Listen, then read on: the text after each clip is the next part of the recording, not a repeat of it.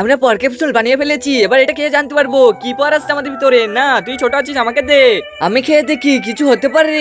আরে আমার পাগনা মনে হচ্ছে বড় হচ্ছে, তুই দূরে পালে যা। আরে এটা কি ওষুধ, আমার পা তো বড় হয়ে যাচ্ছে।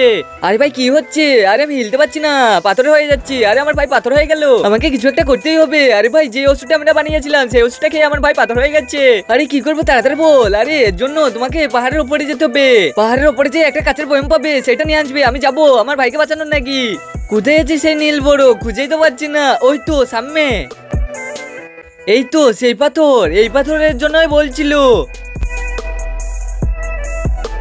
কিন্তু তার আগে তুমি এক বস্তা টাকাকে ভালোবাসো না তোমার মা বাবাকে? যদি মা বাবাকে ভালোবাসতে থাকো ভিডিওটা লাইক করে চ্যানেলটা সাবস্ক্রাইব করে দাও। আর তোমরা যদি না করো তাহলে আমি বুঝে নেবো তোমরা মা বাবাকে ভালোবাসো না। আর কমেন্টে বলে যাবে 1 না 2।